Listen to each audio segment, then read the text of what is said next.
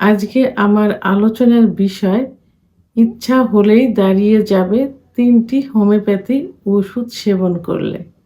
রমজানুল মোবারক। দেশের এবং প্রবাসের ভাই-বোনদের প্রতি সালাম। আসসালামু আলাইকুম। আমি প্রভাষক ডাক্তার রিক্তা পারভীন, হোমিওপ্যাথি এবং আয়ুর্বেদিক চিকিৎসক।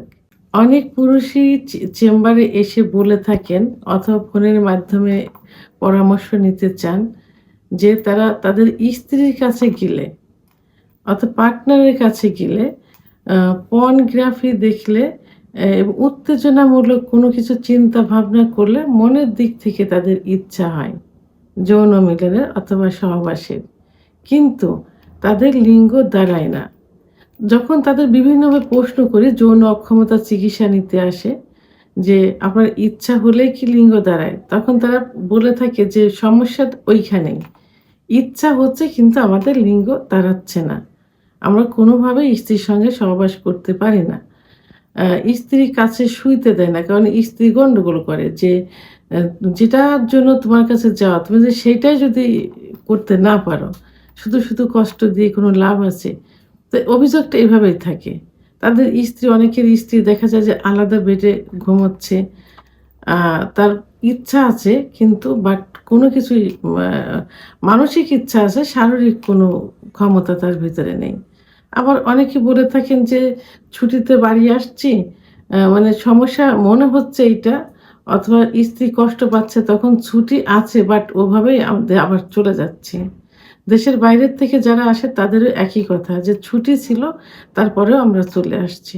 আবার অনেকে বলে থাকে যে ছুটি হয় কিন্তু আমরা যাই না। শুধু এই একটা কারণেই। তো এখন এই সমস্যা বিভিন্ন কারণে হতে পারে। পুরুষের আ সাধারণত ২৫ এর পরে যে পুরুষের যৌন যে hormone, sex hormone, testosterone hormone কমতে থাকে। অনেক সময় হরমোন কমে গেলে এটা হয়। বিশেষ করে যাদের লিঙ্গের ভিতরে ব্লাড সার্কুলেশনটা কমে যায়। অর্থাৎ নার্ভ যখন অ ইঙ্গিত দেয় সেক্স উত্তেজনা বডিতে আসে তখন কিন্তু টোটাল বডিতে রক্ত চলাচল শুরু হয়। বিশেষ করে হার্টের থেকে লিঙ্গের ভিতরে বেশি হয়। তা যখন এই রক্ত চলাচল কমে যায় তখন লিঙ্গ আর উত্থান হতে চায় না। আর এই রক্ত চলাচল বিভিন্ন কারণে কমতে পারে।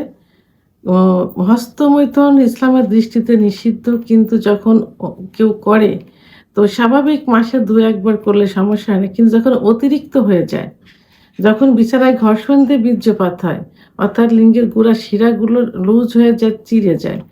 আবার যখন দেখা যায় অতিরিক্ত যৌন মিলন, অতিরিক্ত স্বপ্নদোষ ইত্যাদি হওয়ার কারণে, বিশেষ করে সেক্স হরমোন, টেস্টোস্টেরন হরমোন কমে যাওয়ার কারণে এই উত্থানজনিত সমস্যা হতে পারে বা হয়।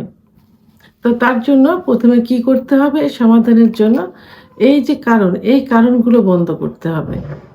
পাশাপাশি একজন রেজিস্টারকৃত হোমিওপ্যাথি ডাক্তারের শরণাপন্ন হতে হবে যার কোনো পার্শ্ব প্রতিক্রিয়া নেই। তো আজকে আমি ৩ টি মাত্র হোমিওপ্যাথি মাদার টিংচার নিয়ে আলোচনা করব। এই ৩ টি মাদার টিংচার সেবন করলে পূর্বের অবস্থায় চলে আসবে অর্থাৎ প্যারালাইজড হয়ে যাওয়া লিঙ্গ আবার সচল হয়ে যাবে। আবার স্ত্রীর সঙ্গে সহবাস করতে পারেন, সুখে জীবনযাপন করতে পারবেন। তো আজকে ১ম যে ওষুধটি বলব সেটি হলো সেলিক্স নাইগেরা। সেলিক্স নাইগেরা মাদার টিংচার। যাদের অল্প থেকেই বীর্যপাত হয়ে যায় অর্থাৎ উত্তেজনামূলক কথাবার্তা বলছে, স্ত্রীর কাছে গেছে, লিঙ্গ একটু দাঁড়িয়েছে, সঙ্গে মিউকাস বেরিয়ে গেছে। প্রসাব, টয়লেট করছে, মিউকাস বেরিয়ে গেছে। রাতে ঘুমের ঘরে স্বপ্ন দেখে হোক আর না দেখেই হোক, সকালে উঠে দেখছে কাপড়-চোপড় নষ্ট হয়ে গেছে। তাদের ক্ষেত্রে সেলিক্স নাইগেরা মাদার টিংচার খুব ভালো কাজ করে থাকে। ওষুধটি ১০ ফোঁটা ঠান্ডা পানি সহ দিনে ৩ বার সেবন করতে হবে। খাবার ০.৫ ঘন্টা আগে অথবা ০.৫ ঘন্টা পরে ১ থেকে ৩ মাস পর্যন্ত। দ্বিতীয় যে ওষুধটি সেটি হলো প্যানাক্স জিনসেং। প্যানাক্স জিনসেং যাদের লিঙ্গ একেবারে নিস্তেজ হয়ে গেছে, মানে উত্থান হতেই চায় না, হয়ই না। মনে হয় যে প্যারালাইজড হয়ে গেছে। তাদের জন্য খুব ভালো কাজ করে। ব্লাড সার্কুলেশন বৃদ্ধি করে দেবে।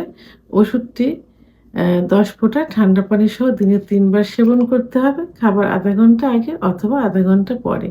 ১ থেকে ৩ মাস পর্যন্ত সেবন করা যেতে পারে। 3 নাম্বার যে ওষুধটি সেটি হলো জিঙ্গো বিলোবা। জিঙ্গো বিলোবা মাদার টিংচার। আ এই ওষুধটি যাদের লিঙ্গের ভিতর ঝিরঝির একটু হয়, মনে হয় যে সুরসুর করছে ভিতরে, লিঙ্গ একদমই দাঁড়ায় না, মনে হয় যে একদম প্যারালাইজড হয়ে গেছে, ঝিঁঝি লাগার মতো হয়ে যায়। সেখানে ওষুধটি সেবন করলে ব্লাড সার্কুলেশনটা বৃদ্ধি পেয়ে যায়।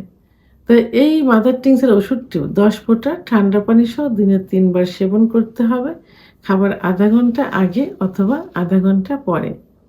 ১ থেকে ৩ মাস পর্যন্ত সেবন করতে হবে। তো ওষুধ ৩ টি অবশ্যই জার্মানি ওষুধ হইতে হবে। ইনটেক অবস্থায় কিনবেন, সিলগালা অবস্থায়। পারলে যারা যে ডাক্তারের চিকিৎসা নিবেন সেখান থেকে নেওয়ার চেষ্টা করবেন। কারণ ডাক্তার নিজের সুনামের জন্য হলে ভালো ওষুধ দেওয়ার চেষ্টা করবেন। ওষুধ ৩ টি ১ থেকে ৩ মাস সেবন করার পরেও যদি একটু সমস্যা থাকে আরও বৃদ্ধি করে খাওয়া যেতে পারে। ভিডিওটি সম্পর্কে যদি কোনো মতামত থেকে থাকে অবশ্যই কমেন্টসের মাধ্যমে জানাবেন। আর ভিডিওটি ভালো লাগলে লাইক, কমেন্ট, সাবস্ক্রাইব করে আমার সঙ্গে থাকুন। আল্লাহ হাফেজ।